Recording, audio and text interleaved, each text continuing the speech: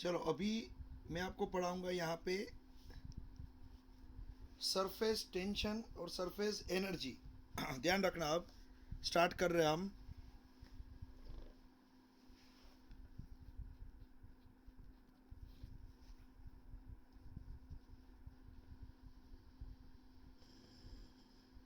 Surface energy and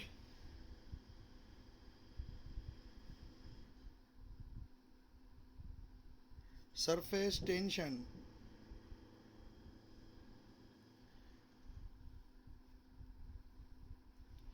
देखो यहाँ पे सबसे पहले सरफेस टेंशन क्या है। तो सबसे पहले मैं आपको एक बात बता दूं बच्चों, मान लो कोई भी लिक्विड होगा, वो लिक्विड के अंदर आप देखोगे ये एक बाउल है, मान लो इसके अंदर पानी भरा हुआ है, इस तरह से पानी भरा हुआ है इसके अंदर, या कोई भी लिक्विड है मान लो। अब इसके अंदर जो एटम होगा, लिक्विड का एटम, वो एटम उसके आसपास नज़दीक वाले एटम के साथ इंटरेक्शन करेगा। मान लो ये एटम है, उसके आसपास इतने जगह पे वो इंटरेक्शन कर रहा है, तो ये उसका जो एरिया हुआ इतने पोर्शन में वो इंटरेक्शन कर सकता है और एक दूसरे के ऊपर फोर्स लगा सकता है। मान लो यहाँ पे कोई एटम है, वो एक दूसरे के साथ इतने एरिया में मान लो वो फोर्स अप्लाई कर सकता है, इंटरेक्शन कर सकता है। तो होगा क्या बच्चों, देखो यहाँ जो एटम है आसपास सभी सभी एटम्स इक्वल डिस्टेंस पे है और यहाँ पे इंटरेक्शन हो रहा है, यहाँ भी हो रहा है। लेकिन मान लो कोई एटम यहाँ पे है, मान लो, तो यहाँ पे अगर कोई एटम है सरफेस पे, तो उसका इंटरेक्शन नीचे वाले एटम्स के साथ तो हो ही रहा है। लेकिन बच्चों होगा क्या, ये ऊपर की ओर क्या है, ऊपर की ओर तो हवा है, एयर। तो अब क्या होगा, ऊपर जो एटम्स है उसके साथ इंटरेक्शन करना है उसको। तो जैसे पानी में हो रहा है मॉलिक्यूल के साथ, वैसे ही सेम वो ऊपर हवा में इंटरेक्शन नहीं कर सकता है। तो होगा क्या बच्चों, यहाँ नीचे के जो एटम्स हो गए, ये एटम, ये एटम, ये सभी एटम्स इसको ज़्यादा अट्रैक्शन लगा के नीचे खींचेंगे। तो होगा क्या, ये जो आधा गोला आपको दिख रहा है, हाफ स्पीयर, ये हाफ स्पीयर यहाँ पे जितने भी एटम्स होंगे वो इसको खींच के नीचे ले आएंगे। समझ में आ रहा है? तो ये जो एटम होगा पानी की सरफेस पे, जो एटम होगा वो नीचे, ये सभी एटम के एट्रैक्टिव फोर्स से ये एटम नीचे आ जाएगा और ये नीचे आएगा। और जैसे ये नीचे आता है तो ये वाला एटम या तो ये वाला एटम वो कहाँ पे जाता है, ऊपर जाता है। तो बच्चों होता क्या है, कोई भी लिक्विड आप देखोगे ना, कोई भी लिक्विड, वो लिक्विड के अंदर इस तरह से ये इंटरेक्शन होता ही रहता है, ऊपर नीचे इस तरह से ये इंटरेक्शन होता ही रहेगा। ये जो एटम है वो नीचे जाएगा, ये एटम ऊपर आएगा, इस तरह से इंटरेक्शन होते ही रहेंगे। तो बच्चों यहाँ पे होगा क्या, ये क्या है बताओ, ये एक लिक्विड है इसके अंदर, और यहाँ पे जो लिक्विड भरा हुआ है ये एटम्स है, अलग अलग एटम्स। मान लो ये एटम है, तो यहाँ पे उसके आसपास वो सभी एटम के साथ इंटरेक्शन कर सकता है। लेकिन मान लो यहाँ पे कोई एक एटम है ये जगह पे, तो वो क्या होगा, इतने एटम के साथ इंटरेक्शन करेगा, इतने एटम के साथ, देख लो आप। लेकिन उसका फुल स्फीयर कंप्लीट नहीं होगा, ऊपर तो हवा आ गई। तो ये सरफेस के पास जितने भी एटम्स है उसके नज़दीक में, वो सभी एटम्स, वो सभी मोलेक्यूल्स लिक्विड में नीचे जाते रहते हैं और नीचे के मोलेक्यूल ऊपर आते रहते हैं। तो कभी भी आप पानी का कोई बाउल देखोगे तो याद रखना, वो पानी का जो बाउल होता है उसमें कभी भी आपको दिखेगा कि पानी स्टेशनरी है, स्टिल वाटर, लेकिन कभी भी पानी के एटम स्टेशनरी नहीं होते, वो इस तरह से अंदर घूमते ही रहते हैं। ऊपर का एटम होगा वो नीचे आएगा, नीचे का ऊपर जाएगा, फिर से जो ऊपर का होगा वो नीचे आएगा, नीचे का ऊपर जाएगा, इस तरह से ये घूमते ही रहेंगे। तो यहाँ पे क्या होगा बच्चों, ये जो मैंने आपको दिखाया यहाँ पे, तो यहाँ पे एटम्स ने, ये जो स्पीयर दिख रहा है, ये एटम उसके इतने स्पीयर में जितने भी एटम्स आ रहे हैं उसके साथ वो इंटरेक्शन कर सकता है। ओके, तो अब मैं यहाँ पे आपको एक बात बताऊँ कि अब आपको यहाँ पे सरफेस टेंशन की बात देखनी है। हाँ, दूसरी एक बात, कोई भी लिक्विड की सरफेस पे थोड़ा सा इतना पोर्शन तो ऐसा मिलेगा ही, इतना पोर्शन जिसके अंदर मान लो जितने भी एटम्स है उस पे नीचे की ओर ज़्यादा फोर्स लग रहा है, तो इतने पोर्शन में जितने भी एटम्स है वो क्या करेंगे, वो नीचे आते रहेंगे और नीचे वाले ऊपर जाते रहेंगे। तो इतना पोर्शन जो है, ये पोर्शन के एटम्स पे जो फोर्स का इक्विलिब्रियम लगना चाहिए चारों ओर से, वो यहाँ पे नहीं लग रहा है। आप देख सकते हो, ये एटम भी देखो, ये एटम भी आधा अंदर है, थोड़ा उसका ऊपर का पोर्शन है वो हवा में इंटरेक्शन कर रहा है, लेकिन हवा का इंटरेक्शन और लिक्विड का इंटरेक्शन, वो दोनों में आप देखोगे तो नीचे एटम्स ज़्यादा है, वो ज़्यादा इंटरेक्शन कर सकते हैं। तो ये एटम को आजू बाजू वाले सभी एटम्स नीचे की ओर खींच लेंगे, और नीचे का एटम जो है वो बेचारा इनोसेंट है, तो वो तो क्या, धक्का लगने से वो ऊपर जाएगा, ऊपर आके फिर देखेगा कि अरे ये तो मैं आधा हो गया यहाँ पे, तो फिर से ये एटम ऊपर जाके फिर से वो नीचे आएगा और नीचे वाले ऊपर जाएंगे। तो इस तरह से कोई भी लिक्विड होगा उसके अंदर एटम्स मोशन करते ही रहेंगे।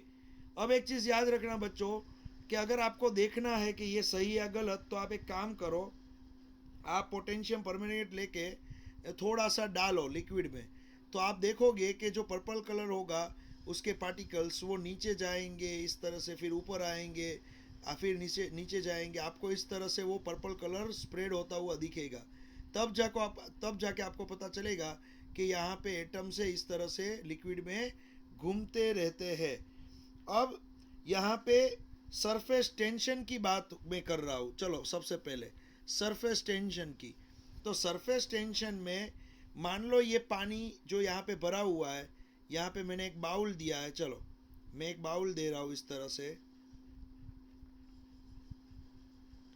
ये एक बाउल दे रहा हूँ और ये उसकी सरफेस है, मान लो बाउल की ये सरफेस है। तो बच्चों आप एक चीज़ देखोगे कि यहाँ पे नीचे पानी भरा हुआ है या कोई भी लिक्विड है। अब मैं एक बात आपको बताऊँ, मान लो मैं ये सरफेस पे यहाँ पे 1 मीटर लेंथ, यूनिट लेंथ वाली 1 मीटर लेंथ वाली मान लो एक लाइन एज्यूम कर रहा हूँ। ये सरफेस पे मैं एक लाइन एज्यूम कर रहा हूँ जिसकी लेंथ 1 मीटर है। अब ये लाइन के लेफ्ट हैंड साइड एटम होगा और ये लाइन के राइट हैंड साइड भी एटम होगा। ये दोनों एटम एक दूसरे के साथ कुछ बॉन्ड से जुड़े हुए हैं। उसी तरह से यहाँ भी एटम होगा, यहाँ भी एटम होगा, ये दोनों एक दूसरे के साथ बॉन्ड से जुड़े हुए, देखो इस तरह से। तो यहाँ पे सरफेस टेंशन क्या है, अगर कोई पानी की या तो लिक्विड की सरफेस पे, अगर कोई लिक्विड की सरफेस पे यूनिट लेंथ वाली एक लाइन एज्यूम करोगे, तो वो लाइन की एक side means left hand side जो एटम्स है, वो दूसरी side means right hand side वाले एटम पे क्या लगा रहे, फोर्स लगा रहे। ये एटम लेफ्ट हैंड साइड वाला राइट हैंड साइड पे फोर्स लगा रहा है, लेफ्ट हैंड साइड वाला राइट हैंड साइड पे फोर्स लगा रहा है। तो यहाँ पे क्या है, लेफ्ट हैंड साइड वाले सभी एटम्स यहाँ पे लाइन के राइट हैंड साइड वाले एटम्स पे कुछ फोर्स लगा रहे हैं। तो यहाँ पे जो फोर्स लग रहा है उसको ही बोला जाता है सरफेस टेंशन। सरफेस टेंशन का फॉर्मूला मैं आपको बता दूं, सरफेस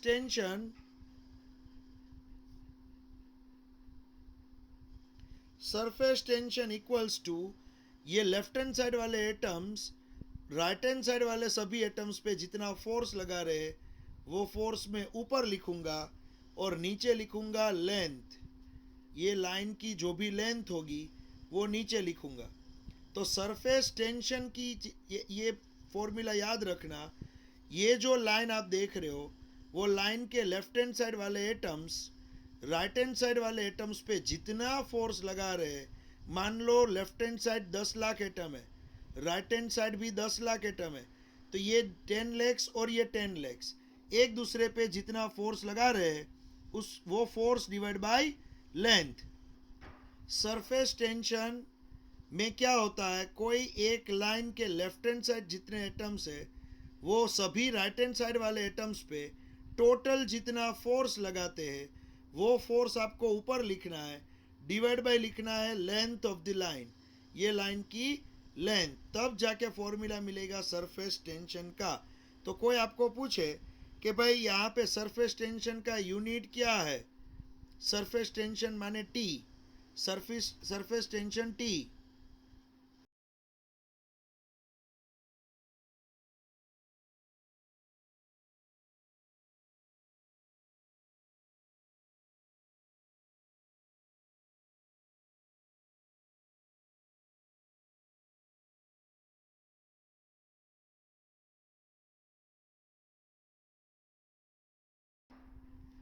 चलो अब बच्चों यहाँ पे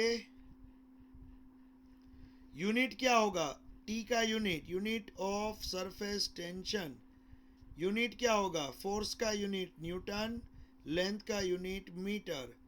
तो unit of tension, unit of tension Newton पर मीटर।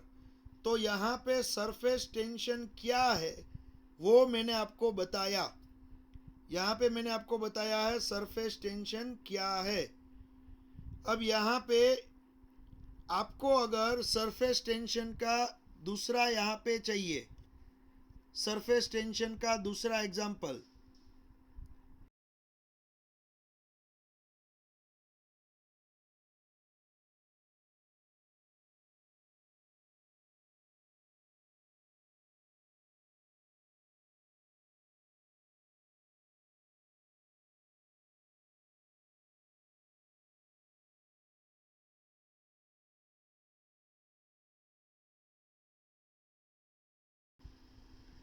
उसमें आपको surface tension T equals to यहाँ पे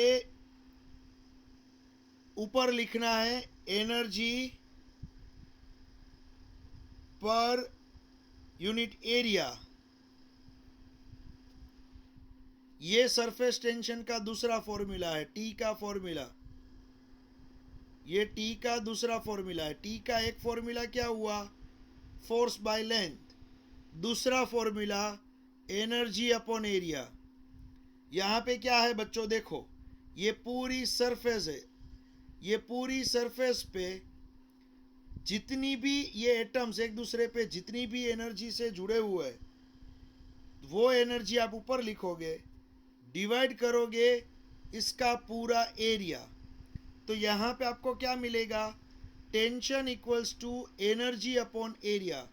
तो बच्चों पूरी सरफेस पे जितनी एनर्जी है वो एनर्जी ऊपर लिखो और डिवाइड बाय क्या कर लो, ये सरफेस का एरिया, तो आपको ऑटोमेटिक मिल जाएगा सरफेस टेंशन। आप सोचोगे सर यूनिट यही आएगा क्या, हाँ यूनिट यही आएगा।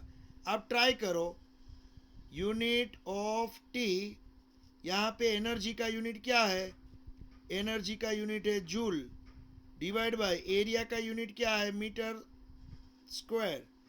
तो जूल क्या होता है बच्चों, जूल न्यूटन इंटू मीटर होता है, जूल क्या होता है, न्यूटन इंटू मीटर, और नीचे है मीटर स्क्वायर, एक एक मीटर कट होगा तो न्यूटन पर मीटर, आपको यहाँ पे वही यूनिट मिल जाएगा।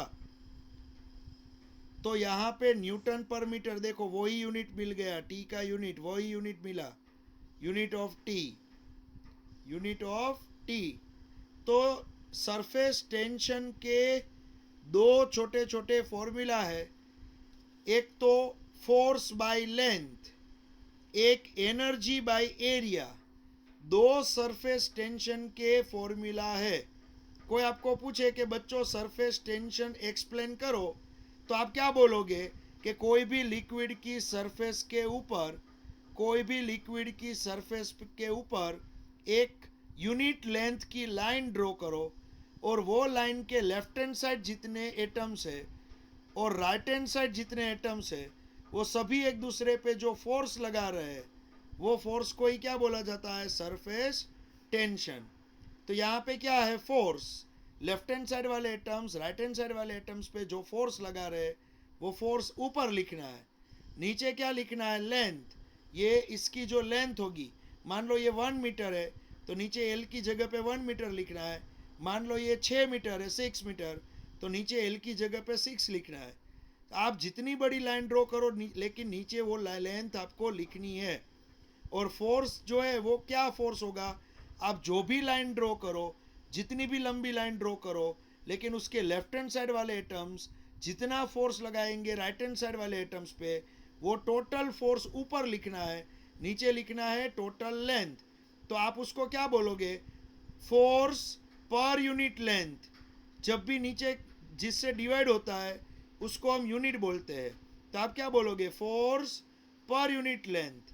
तो वो हो जाएगा सरफेस टेंशन। अब सरफेस एनर्जी क्या होगा बच्चों, बताओ। Surface energy, sorry, surface tension का दूसरा फॉर्मूला क्या होगा, एनर्जी अपॉन एरिया। ये पूरी सरफेस पे जितनी एनर्जी आपको दिखेगी एटम्स के बीच में, तो वो ये ओपन सरफेस पे जो एनर्जी होगी, पोटेंशियल एनर्जी, याद रखना कौन सी, पोटेंशियल एनर्जी। ये पूरी सरफेस पे जितनी पोटेंशियल एनर्जी होगी वो एनर्जी डिवाइड बाय ये सरफेस का एरिया। तो potential energy on free surface divide by area, तो उसको आप बोलोगे सरफेस टेंशन। तो सरफेस टेंशन के दो फॉर्मूला मिले। ओके, अब आपको यहाँ पे कोई भी क्वेश्चन है तो अब आप मुझे पूछो।